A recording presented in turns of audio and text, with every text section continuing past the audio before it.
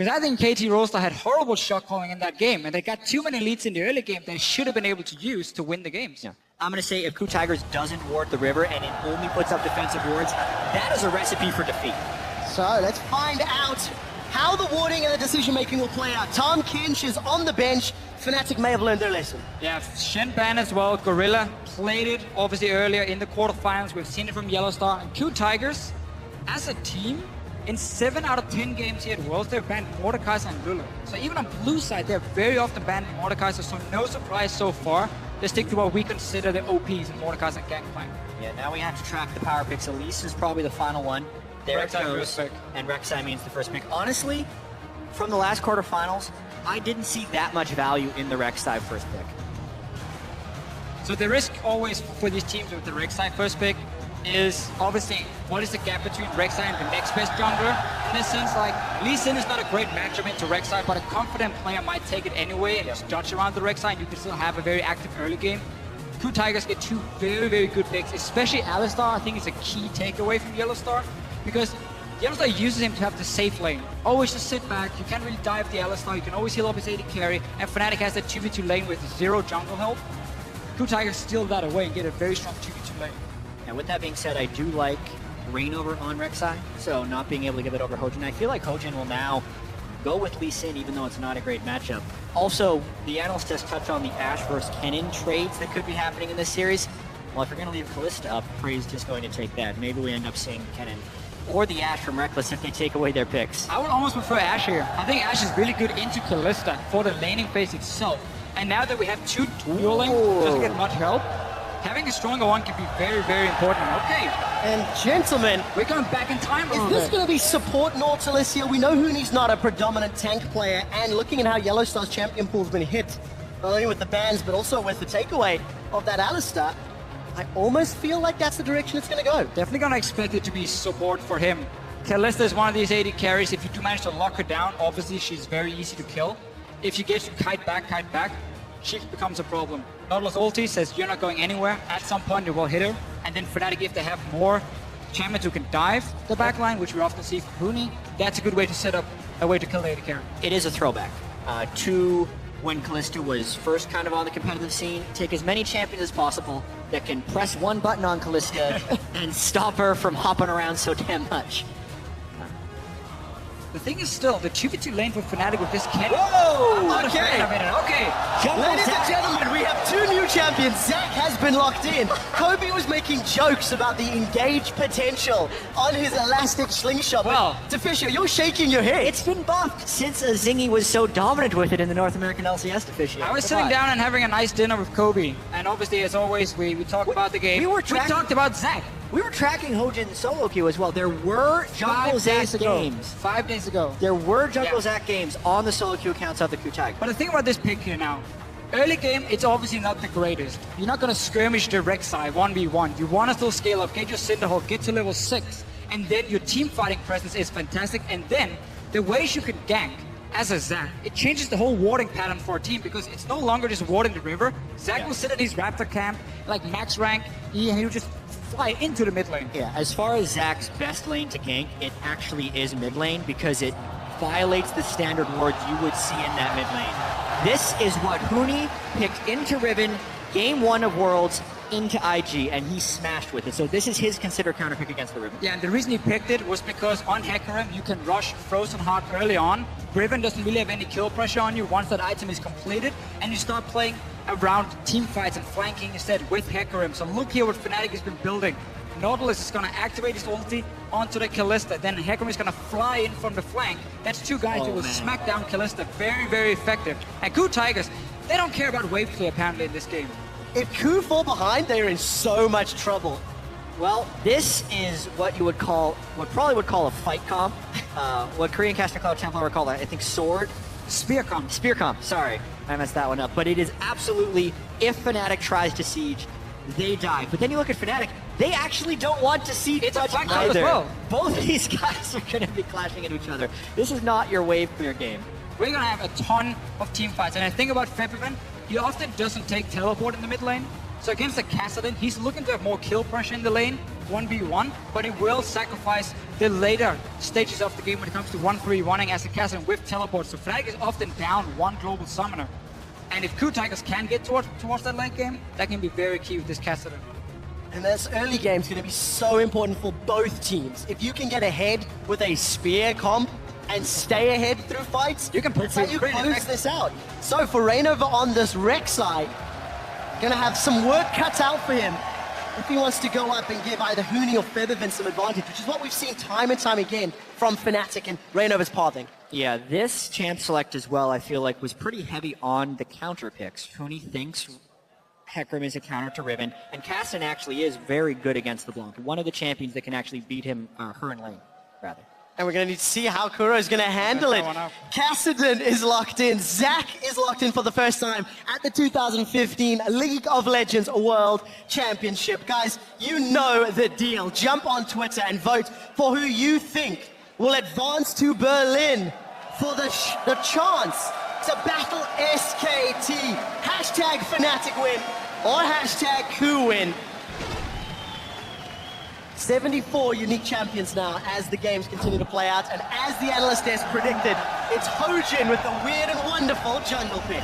Well, even if we think back to the last World Championship, something about the finals brings out weird jungler picks. Insect played Fiddlesticks and Pantheon last year in the semifinals. Well, he had some special picks for sure, but this obviously is also because Gragas has been removed, so that pool of junglers is now wide open for who is the third best jungler after Rek'Sai and Elise. And you can very often bait that first pick, so KOO definitely knew what they were doing. When they said, you're going to get Rek'Sai, it's perfectly fine. We're not looking to fight you early on anyway, but a Kassadin pre-level 6 against a LeBlanc here with an offensive summoner and a Rek'Sai. Fnatic can go towards that mid lane very easily. Speaking about that mid lane, Kuro will be pushed in, and also Zach is a low pressure early game jungler if his first gank doesn't work. So Zach's level 3 or level 4 gank is actually pretty potent, but after that he gets fairly weak. It will be about Hojin's first gank and whether or not Feathervin and Reignover take the aggressive paths into the jungle of KOO. And technically speaking, statistically, throughout the course of the tournament, Fnatic have been the gods of first blood. All 9 of their games, they've been able to secure that. And it has been either Feathervin or Huni that's been involved. Yeah, there's been some help with that as well. The one game they didn't get first blood, It was remade. It was Gragas bug. So it still counts 100%. officially anyway. Officially 100%. Yep, that's the best kind of correct. But no funny business as far as lanes are concerned. It does look like Praying Gorilla are near top, so lane swap initiated by KOO. I mean, you have to see with KOO Tigers, we mentioned how in the group stages, they were super aggressive, making so many plays early on, and then against KT, they were sitting back. Kills at 20 minutes in group stage for KOO Tigers over 6 games were 51. 4 games against KT in the quarterfinals at 20 minutes, they had 12 kills. They got only 5 towers as well in all 4 games. They were sitting so far back, and you can't do that here, because then Fnatic will invade into your jungle, find that Zac, and pressure you too much. Well, this is going to be really tricky for KOO Tigers because Kassadin and Zac don't have too much early game presence. How will Gorilla roam around? How will that work against the Nautilus? And specifically, I think the most important matchup right now, since they are both melees in the top lane that will eventually face each other, is Smeb or Huni. Which one will get the favorable lane swap? Interesting start to the swap. Both It's complete teams, mirror. yeah, both teams are starting in their own jungle with their top laner, getting the camps, getting the blue buff. So there's nothing really now to take for the enemy once they go to that side of the map. Normally we divide it up, but they've been able to farm on the normal sides. I specifically like this because these are very competent turret diving team compositions on both sides. So if you were hoping to babysit one of these top laners under a turret, you're either going to completely deny yourself a farm or get killed. So therefore, doing an extended double jungle is favorable. So Fnatic hard push in the bottom lane to try and reset the wave and get it back here for Huni once he returns to this, or once he goes down to this bottom side, and then swap up top lane. But KOO Tigers is reading that situation because they didn't see anyone on the bottom side once the wave hit the tower. So they know, okay, Fnatic is recalling. Why? Because they want to swap top. We do not want to 2v2 them right now, apparently. So we're going to try and swap back to the bottom side. Seems like they're making Change their mind. a little change for them. So who won that trade actually? Because Huni didn't hit level 3, but Smeb did from the jungle as well as catching that wave. So Smeb has about a third of a level experience with that. Reignover has already found Kuro. Feathervin's going to connect with the chains and get a good amount of damage down. That will give some control to Feathervin. but still sustain on the side of Kuro. Well, it's what we talked about, how Fnatic can look to try and gank this mid lane early on. Didn't get a flash though. Kuro stood very far back. For Huni, he's not necessarily looking to outtrade Smeb. He wants to just try and farm up as much as possible, get that first armor item under his belt, then he's gonna be safe enough and start making plays with his team. He's not gonna get that same lead he got in the week 1 where he played this matchup and he was like so far ahead just in the lane swap. They're spending quite a bit of time in this mid lane. Yet to leave after that gank earlier, and Huni gonna get caught by all 3 procs of the broken wings. Trying to sustain as best he can and get some damage back with advantage Smeb. Keep in mind, Smeb went back to base as well, so he has a long sword where Huni's still sitting on flask. And as long as Huni doesn't die before he goes back to base, he can come back with an advantage. I think Huni's waiting to buy multiple items, then will teleport in. So I actually expect Smeb and Huni to have different teleport timers, and that will actually lead to different power spikes within that lane. Reno is back in the mid lane though. He should know there's so many wards. He normally doesn't care about wards at all. He just ignores it and goes for the gank anyway. And that opens up for a guy like Hojin, who's very good at counter ganking, to try and respond if they go too aggressive on forward. Yeah, but we also have to remember, it's a 1-level disadvantage, and it's a Zac. If he doesn't land his elastic shot, he's got nothing. 33 CS to 16, not the best time to be spamming your flare. I mean, this is so annoying for Koro because, yes, he can see the enemy jungler and he won't die to it, but it still stops him from getting any farm because he has to sit so far back whenever Reno shows himself near the mid lane. Flipperven is running flask, so he can't sustain from this, but not the greatest trade ever from him. Now, we did see him threading the needle on LeBlanc earlier in the tournament, dodging those tower shots, but he didn't manage to pull it off this time, and Renova's going to steal that Gromp away. A little bit of a threat to dive, but no onslaughts of shadows, and Flash was up for Smeb, so risky business. So far, this early game is playing to the tendencies of the teams, as well as the players, as well as the champions. So much is as expected. Rainover loves to be in the enemy jungler.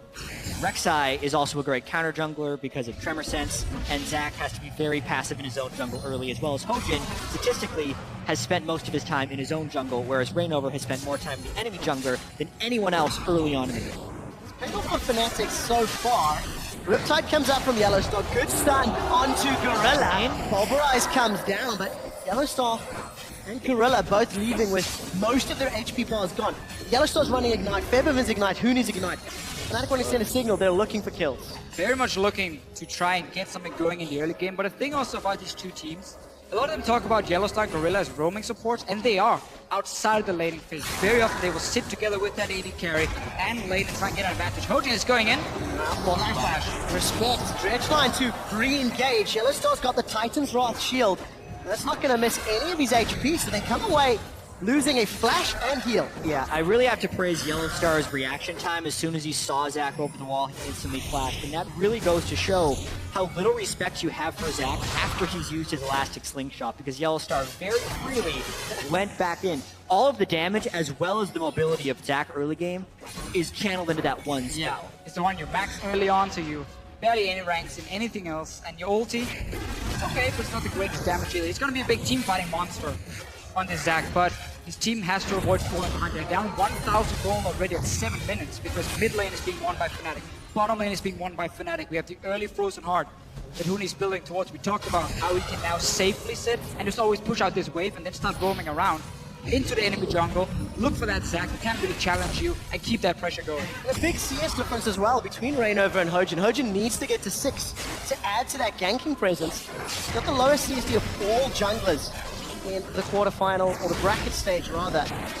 Naturally, the matchup, the weakness of the early game on Zac is all playing into that disparity.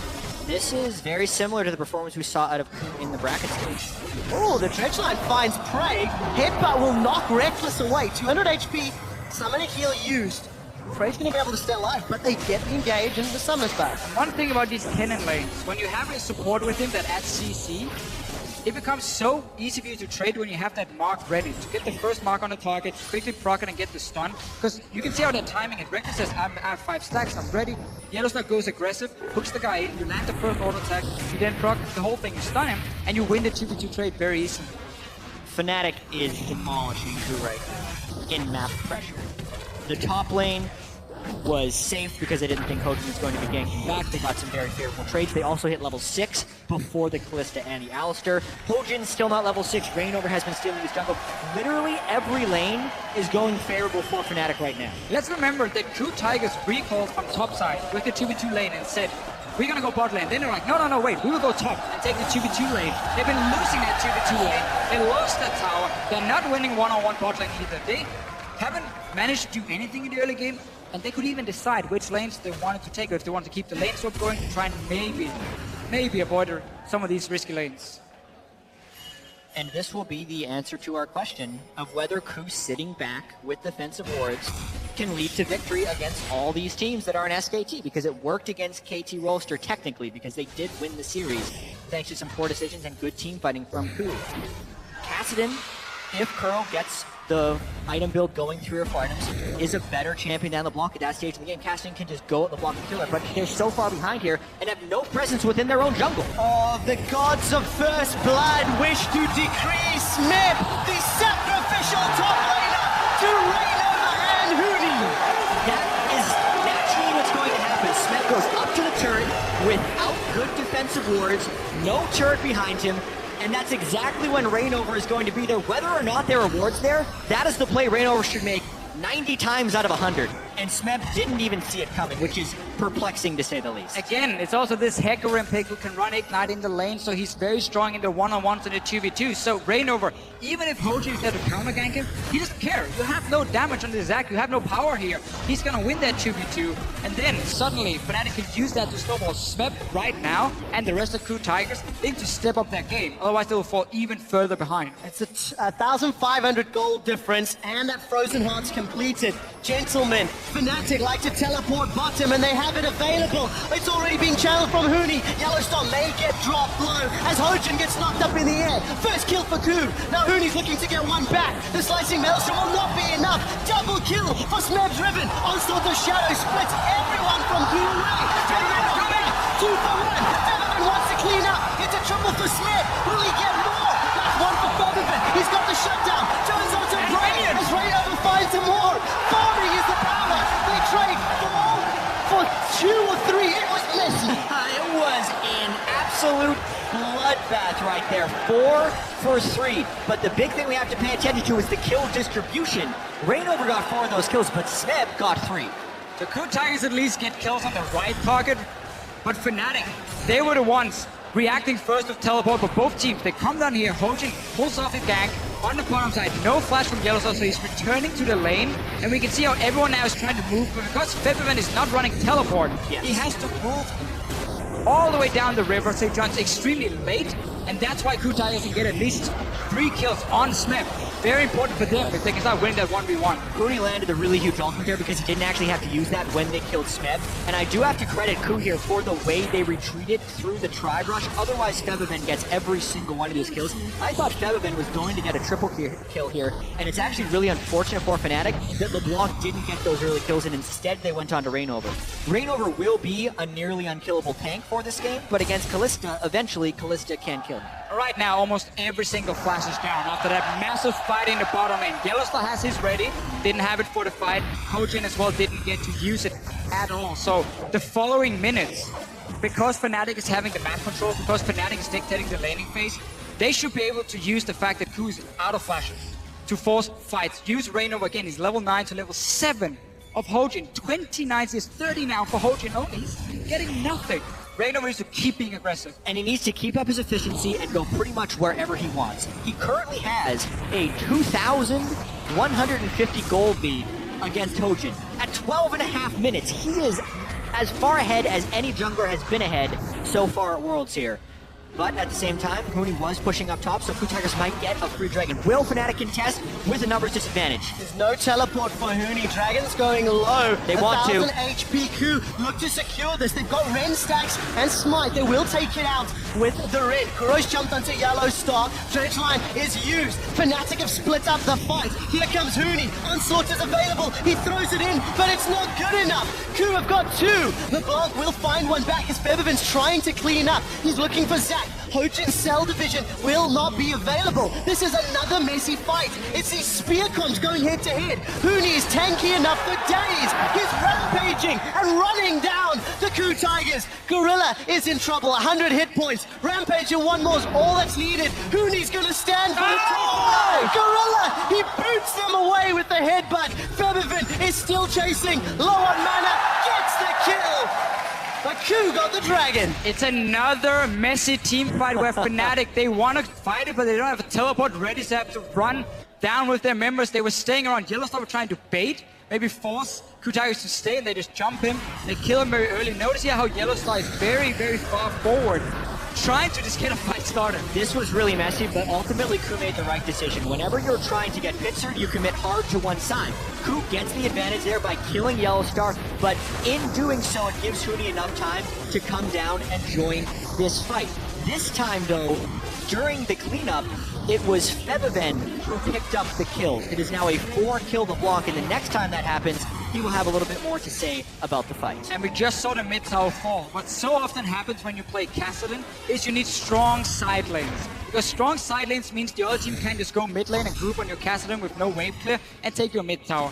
But these side lanes for KOO Tigers, they've been losing in the lane. Outside of those kills Smep got in the team fight, he's not been able to do anything. So Fnatic group mid, took a free tower. And we always say, Deficio, the side lanes oftentimes turn into 1v2 lanes because of the jungler presence. But with this Zac pick, combined with the Kassadin pick, they're already weak in the mid lane, and the jungler cannot lend as much assistance as you would like to the side lane. Hojin being shut down has crippled most of this. It's crippled the weak point that already was there. And we simply just see a very, very greedy comp for KOO Tigers in the sense to have Kassadin and Zac. Because again, when it comes to invading into the enemy jungle, pushing mid lane is the #1 priority, because it means you have 2 engines you can move in, and your mid laner can move first and help you in case there's a 2v2 fight going on. Kassadin can't do anything against the Blanco alone when it comes to pushing, so he gets pushed into his tower. Zac can't do anything 1v1 against the Rek'Sai. So Fnatic had an easy 2v2 skirmish. They could always just win the mid lane and move into that jungle, look for the Zac over and over, and they've been doing it, and that's why they're ahead in gold. And a lot of gold at that, 5,000 as we hit the 16-minute mark. Thanks to the towers and the kills. And Hooney's teleport is now up and available. You guys have talked about how Fnatic want to look for fights. If KOO decide to engage, look at your mini-map. Fnatic are starting to surround KOO under this tower. Yes, this is looking to be a dive, but all teleports are up for KOO, so this could turn into a 5v5. Gorilla's already gone low. The depth charge has been thrown out. Fate's Call has been used as well. Rainover is in a lot of trouble. He's not tanky enough to survive under the tower. Onslaught will keep KOO together. Hooney continues to tank the tower. Fnatic have overreached, overbitten, and KOO have struck back. Reckless is down to 200, flashed away. The Smep is looking for at least one more. That's a triple for Kuro. Kassadin has been activated, and that lead is shrinking. How real is the KOO Tigers magic? 6,000 gold deficit in the mid-game against KT Rolster. 5,000 deficit here, but Fnatic overcommits on a bad play of 5v5 in the enemy turret is almost never a good idea. They were not tracking the teleports, and Rainover got trapped underneath the turret. So again, KOO actually find the fight they need, and a triple kill on a Kassadin is massive as far as their chances to come back in this game. KOO Tigers is a team who's very good at reading where the aggressive plays are going to happen and have guys ready in time to respond. They were so ready for that play. But Fnatic, I feel had every chance to back away from this one. Rainover flashed back in on the tower once he saw Alistar got pulled up by Kalista. Why would you ever do that to an Alistar with ulti, who's also getting Fates called in by... Look here, look again, look again. Fnatic goes in, they realize very quickly the KOO Tigers are ready, so look at Rainover. Now he can just back away. Disengage. Why would you burn flash? both TPs? But at the same time, the play was called. Hooney's teleporting it onto the Rek'Sai tunnel. They all commit under the turret, but it is stuffed by KOO Tigers when they're walking in here. They were ready to play, I think, a huge mistake by Fnatic. But that is the type of mistake that gets KOO back in the game. I don't mind the call, but once you see that Hojin is waiting down there and double TP comes in instantly, you just disengage. Hooney cancels his TP, Rainover flashes away from the tower, not into the tower, and suddenly Fnatic gets out of this one, maybe lose at maximum 1 member of those 2 teleports, and it wasn't the end of the world. Now they just gave KOO Tigers away back into this game. Yeah, that gold lead has shrunk significantly. Dragon's up in less than a minute. We'll need to see if KOO want to put some more priority on that. Vision around the pit is still relatively good for Fnatic, thanks to that previous tower dive. But as it stands, KOO grouped around the middle. They may be tapping on Fnatic's mid outer turrets. So we see the same for KOO Tigers as we saw against KT. When it comes to river control, they have very few wards normally in the river itself. Now they're finding a route to get someone around the Baron. But Fnatic has been able to control that element of the map. That's what you use to move between the lanes very quickly. KOO Tigers had enough though to spot Febiven come down to the bottom side before and react to the tower dive. And now again they have these pings, at least towards the top side where Smeb is trying now to be a split pusher with 4 kills on river. I'm happy to see the game playing out exactly as picks and bans dictated. Almost a kill a minute. Very dramatic team fights, and Reckless just takes a major chunk. KOO's had that rod stacking for 5 minutes, got himself another needlessly large as well, and now his backup coming through the river. Fnatic will be a little bit careful. KOO can chase. No turret there either. Riptide's gonna at least slow Gorilla. Depth charge will knock KOO up in the air. Reckless slicing Maelstrom is not even gonna do anything. But Febiven and Rainover have arrived. It's a 3v3, but Reckless has already been killed. Prey's gonna hop and skip forward. Look for another. Febiven's got himself a kill, and Rainover is left for dead. Uni's in the jungle, but Smeb was following him. Rainover's luckily tanky enough thanks to those 4 kills to actually get away. Seems to me that Fnatic only has one thing in mind right now, and that's just keep moving forward and keep looking for very, very risky plays. They could see KOO Tigers move down the river with these wards all the way down and stayed really far up the bottom lane. Had to let one when it was too late against a Kassadin who will keep chasing you, by the way. That could have gone horribly wrong once again for Fnatic. This game is now incredibly close, and we know that both teams have great tools to start fights and are willing to do so. As Crickshot said, 1 kill per minute. The Dragon is the next choice, yet at the time right now, Puni is top lane trying to shove in lane while KOO Tigers is starting this Dragon. This is actually pretty uncontestable for Fnatic.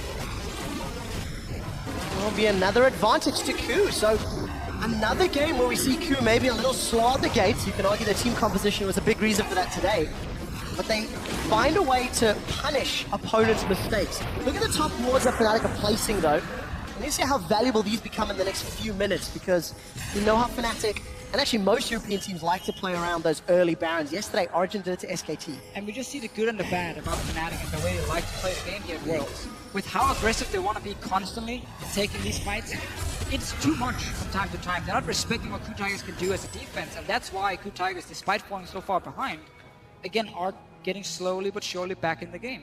One difference though, Reckless on this cannon, he's getting shut down in the lane, but he's a utility AD carry. His damage is never going to be the thing that's going to carry Fnatic. If he can get a good ulti off in a fight, he can still be useful. Did not see a good ulti when he was caught down. He's been running away because he's always been overextending. So let's see if the rest of Fnatic can pull themselves together. Puni just going to take at least a hit or two there from Smeb. Spirit of Dread gives him some HP back. He's got that Frozen Art working towards a Trinity Force as well. And as we've mentioned, these teams are not particularly great at killing towers. So they're going to be looking for another engage, another fight. Summon spells available basically across the board with the exception of Febiven.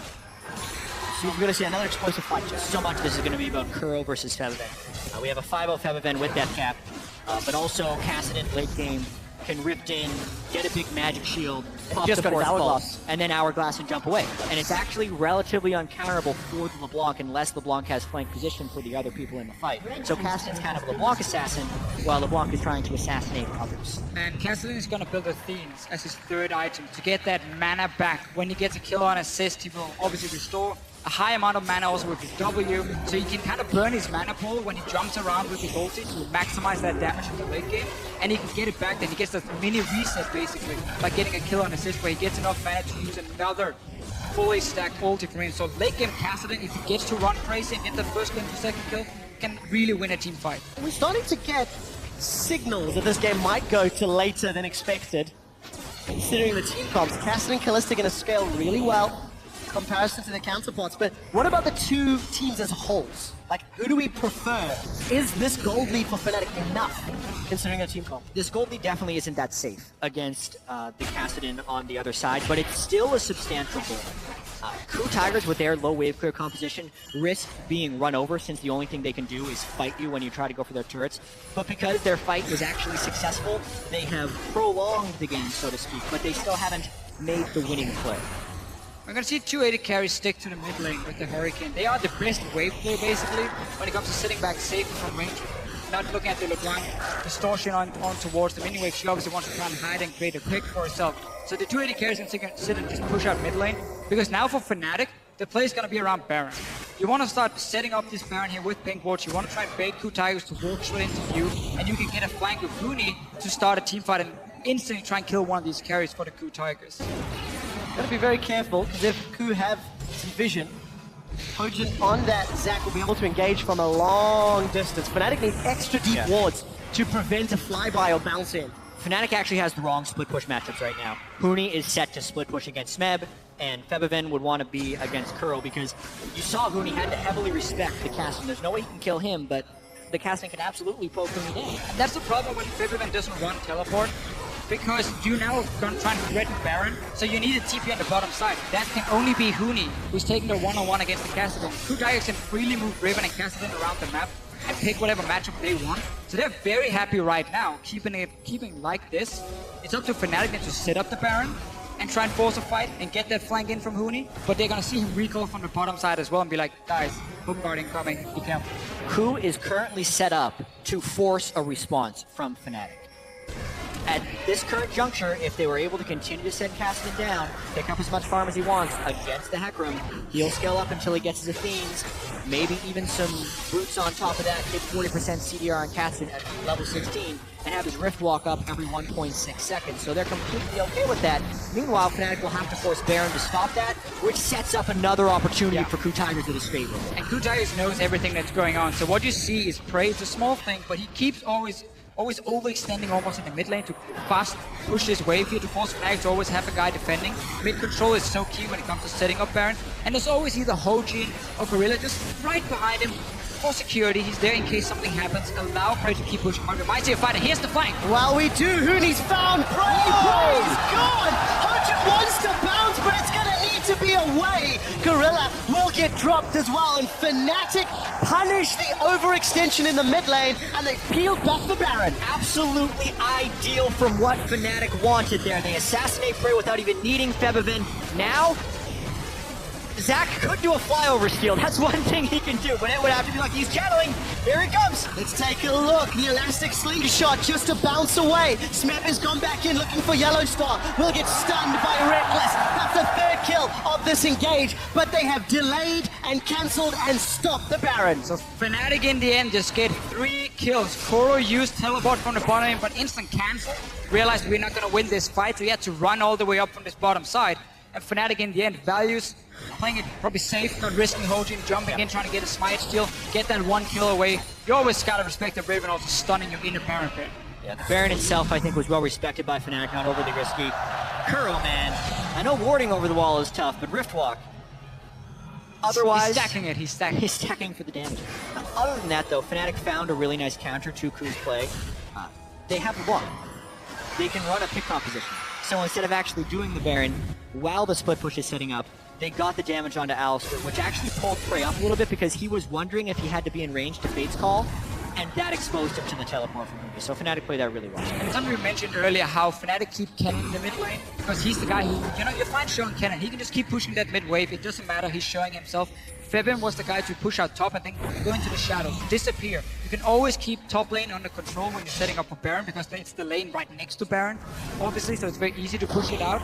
And that was just very smart setup by Fnatic, waiting for that one opportunity to get a flank for Huni. They did. It wasn't communicated by KOO. Maybe they were just too far out and couldn't react in time. But now there's no TP for Huni, and that's very important for him.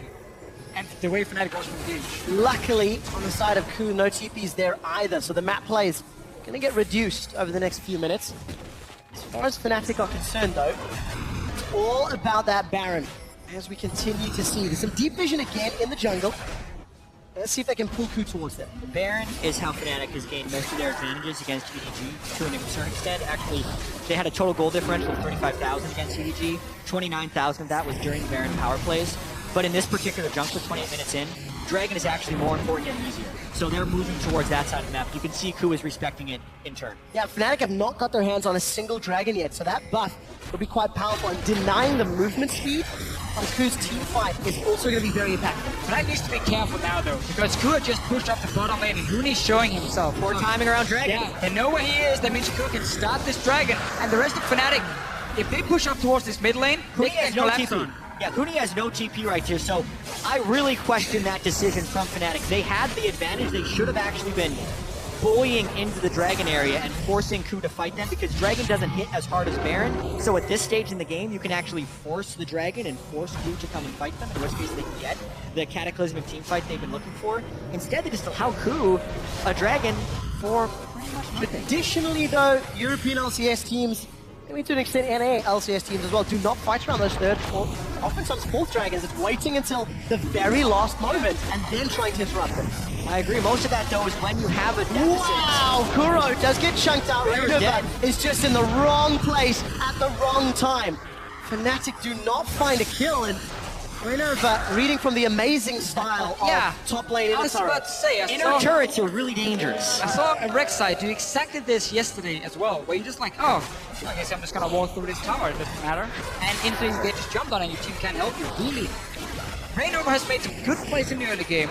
He often makes a lot of good plays in the early game, but one of the reasons he got the name Game Over in Korea was because once he had all these fantastic early game plays, around 20-25 minutes, he would kind of be too aggressive and just keep trying to force fights and keep trying to set up dives, and he would overextend. Ojin might do the same now, though. Oh, Ojin, he'll get his passive pop. That's the Cell division. Fnatic are not together, though. They're waiting for Yellowstar to get up. Huni and Rainova trying to buy time. They've killed themselves. The Zap, and they're looking for more. Prey is on the retreat. He's got the light steal, though, and with Reckless down, Smeb is going huge. Yellowstar is late to the party. It's a triple kill for Smeb. Kuro jumps over the wall, looking for Feathervin, and will not find him.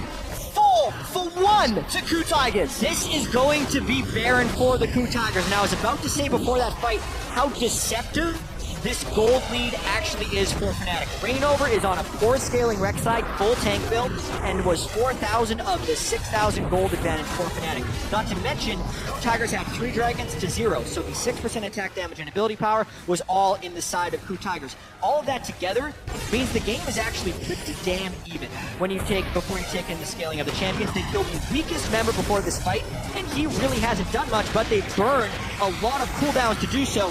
Plus, they didn't have their whole team here when they go in to kill the blob. Yeah, look at Huni's ulti to try and get that last hit on the Zac. That's when he only gets Gorilla after. So the carries right now has been untouched until Prey takes this damage, but he can flash out. Now Cassidy is still alive. He has that Athene to get the mana back whenever he can just jump in and get a kill. And the Riven, of course, jumping in.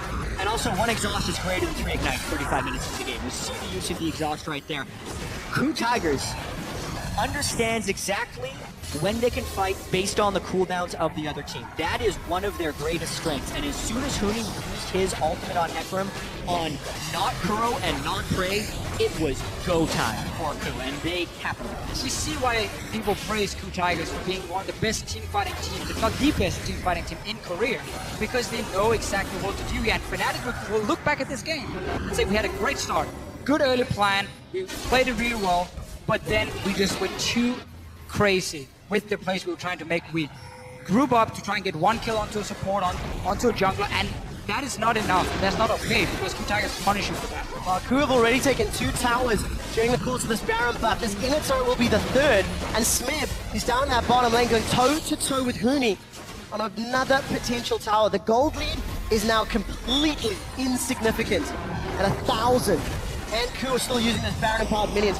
Is this going to be the 4th tower in a row here, just falling over like dominoes? I mean, as far as efficiency of champions plus items as well as dragon bonuses, KOO, I'd give them a pretty big gold lead right here. And we know because of these team comp decisions, they're fight comps. Fnatic, they only stop these turrets going down if they fight. And if they lose a fight, as they've lost the last 3 or 4 fights, the game is over. So, pressure on Feathervin to pull the magic out of his hat. He did it against AHQ in a similar situation after Fnatic had given up the early lead that they had generated. And one big team fight can still swing this either way. But who will Fnatic focus? QSS on Kalista, and Kalista's not even the important member for KOO Tigers now. Kathleen and Riven are dealing the majority of the damage in these big team fights. You most likely have to just try and take down Smith. If he goes a little bit too far forward, you jump him instantly and you try and burst him. He's the only guy who can't really defend himself. He has no defensive items to clear the shield from the Bloodthirster. He might be the only guy you can just completely one-shot. Let's see if Fnatic agree. Hojin charging up that elastic slingshot, threatening the dive.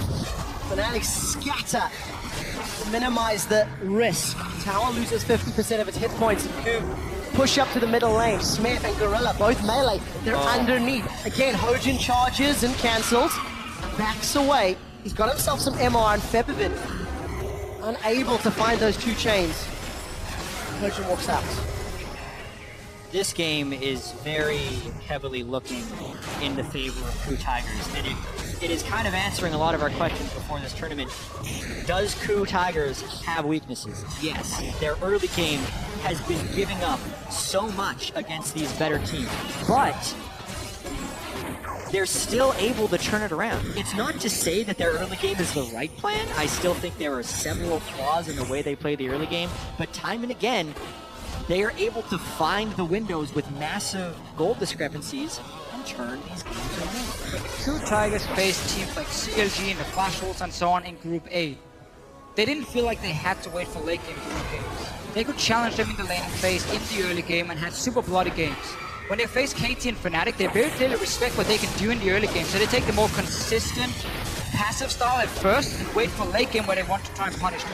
I think the game is right here. It depends on how well KOO can flank. Yellowstar already got out of position. Yellowstar's going to get dropped here. The rest of Fnatic are simply not nearby. And Yellowstar got his ultimate off, and that was it. Now Smith, he's looking to flank both Reckless and Rainover. Reckless is able to flash over the walls, being chased down. The Wind Slash will deal enough damage to allow Kuro to kill him. A flash forward into the key strike will allow the stun to connect on Huni, and Huni's now in trouble. Smith looks for Rainover. All of a sudden, Fnatic are coming apart at the seams, and KOO say, screw the dragon, we'll take the base instead. 30-second death time as they've got themselves one inhibitor already, and will peel backwards, holding the gold lead now. Most likely a dragon on the exit as well. Definitely gonna get a dragon as well. Huni's safe teleport as soon as they realize Yellowstar will completely caught out. Basically nowhere. Great play by KOO once again. And a mistake from Fnatic. And this is also why teams pick Cassidy. So much of Cassidy that we've seen at Worlds has been run over in the early game, hasn't been able to keep up. But Cassidy in this game should have been run over in the early game. Yep. They were so far down. Reno had 4 kills on his Rek'Sai. He had done almost everything correct in the early game. They were pushing every single lane. And then the team goes down to that bottom lane and says, hey, let's 5-on-5 dive at like 17 minutes. Even though we had a chance to run away, they went for it. That was the first big fight KOO Tigers won.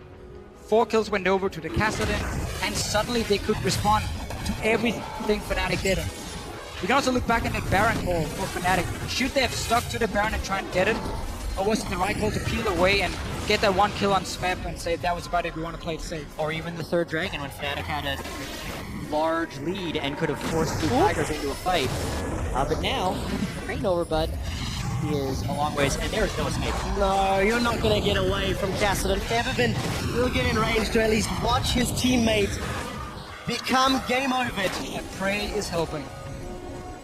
Well, kill secured, that's what counts. 38 seconds before Rainover can try help his fellow teammates. KOO, they're pushing down the bottom. So Huni with teleport is pushing against those super minions. That will help a little. I still feel like KOO's going to take a base. They got to give up the second inhibitor. I love when Zach runs in. Sometimes the animation doesn't quite work with Zach. I like this one more. And he runs. It's very fun. Baron up in 15 seconds. Rainover does have a tunnel up behind where KOO is, and that is what Smeb is going to destroy right now. So by Rainover taking that red buff, he got 3 wards placed up behind. That KOO Tigers might not expect to be there because they just randomly found Rainover, but they should know there's something behind him at least. don't know where. Some respect from KOO when So they heard the farm alarm. Fnatic has to win this one. They have to win this fight right is here, it. right now. There is no margin for error. Featherman's looking for the flank and Hooney's looking for prey. Featherman's dropped to half HP and Kuro, he's coming from the Baron pit. He's jumped onto 4 members of Fnatic and so is Hojin. Yellow Star's down. Featherman manages to get to Distortion as the onslaught of Shadows will send prey back to the Shadows. Hojin gets his passive pop. The cell is divided and KOO may be too. That's a double kill for Hooney. Stop the TP. Being blocked will get squashed and Fnatic, they start the Baron. Reckless is on it. Have Fnatic done it? Wow, what a bold fight there by Fnatic.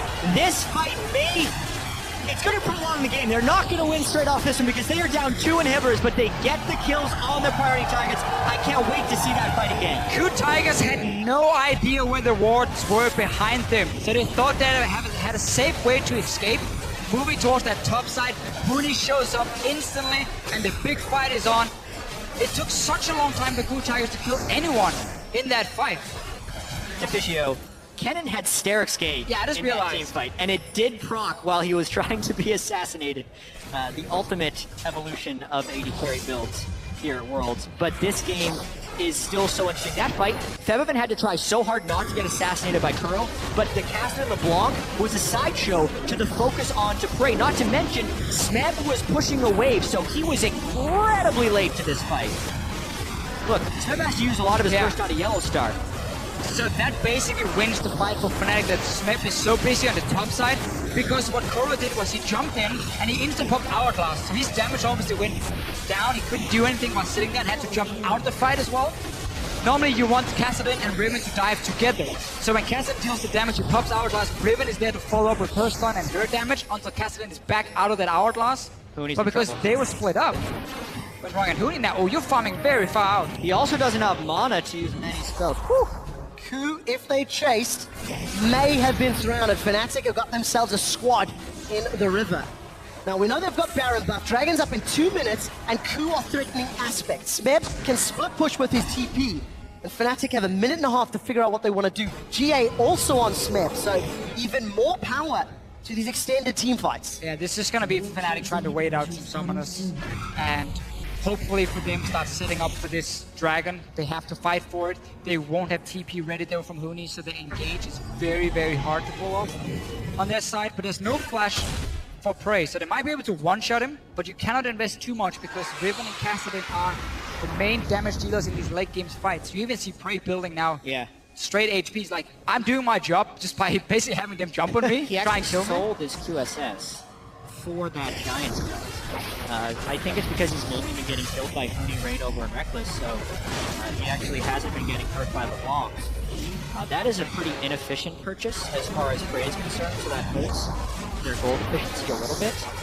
This is Fnatic's moment, though. The trick here is Smeb can answer with TP, and the only way Fnatic makes something out of this push mid lane is if they dive the inhibitor turret. I think they're actually just going for ward control in the Dragon area. That's the most important. Fnatic got inhib back in the bottom side, so they won't have a slow push building up. It's a very big wave that's going to build up. That means they only have to worry about top side. Yeah. But again, you have no teleport, so if Hooney leaves to clear that wave, KOO can go straight for Dragon in 30 seconds. This is a huge worry because the teleport of Hooney is actually not synced up right now, so they're either giving up they have to give up basically 1 or 2 inhibitors for the 5th Dragon. Hooney's running over right now. He needs to charge the Dragon Pit immediately. Fnatic is so far out here. There are wards behind them Smeb can teleport onto if he wants to start the fight, but Hojin also needs to find a way to get the engage up without Fnatic just obviously seeing out there in the open. Hooney's moving over now. Smeb is going back to that top side. Dragon is alive in 5 seconds This from now. is so huge. Smeb is actually not here at the start of the fight, so if Fnatic were to catch Prey and kill him before the teleport completed, they could win the fight. They are forcing KOO in. Hojin will be able to jump into this pit. This is the fight of the game. The teleport is coming down for Smeb, and the Dragon Oh, he stopped looks him. like it will get secured. Picked up by Fnatic, but Featherman is forced away. Smeb will not find the kill, and Featherman jumps in the pit. They've traded AD carry for support, but Featherman's down as well. Reckless needs to survive and tank. The shields are there, but there may not be enough. He's flashed out, and Kuro chases him. That's a triple, looking for more. Hooney's getting run down, and Hooney will not find anything. A quadra for Kuro, and that's the game. What a game this was. So many massive team fights. It comes up to the apocalyptic moment. Fnatic has to force the Dragon. They do interrupt Hojin, but in using that crowd control, they enable Kuro and the rest of KOO to win the team fight. The death hammers are long enough. This should be the game. Smep managed to TP in behind Febivan, and he took him out completely. Febivan did no damage in that team fight, and Fnatic, they need him. Late game, KOO Tigers, they deserve this one. While Nexus turrets are falling, minions have conga lined in, and the cool, calm, collected KOO Tigers will pick up their first victory and are one step closer to an all-Korean final with SKT. 5,000 gold down, 15 minutes into the game, were the KOO Tigers. But by the end of it, they are up in gold, and ultimately they did the only thing that matters. They killed the Nexus. They did, and Febivan in that last fight, he did 300 damage on a late game LeBlanc because the flank from Smip came in. He didn't expect it. He got stunned. He got basically taken out of the fight. It lost it for Fnatic, but obviously it wasn't that fight alone. It was everything building up to it because they were down 4 dragons to 0. They had such a good early game. Seemed like there was a clear plan for Fnatic. They punished that greedy Kassadin-Zac combo that can't do anything around the mid lane until we start getting these 5-on-5 very aggressive tower dives where KOO Tigers always had teleport ready. They saw Fnatic move down, and it was like there was only one way for Fnatic. They would just keep going forward. We just have to go for this dive now. A little too eager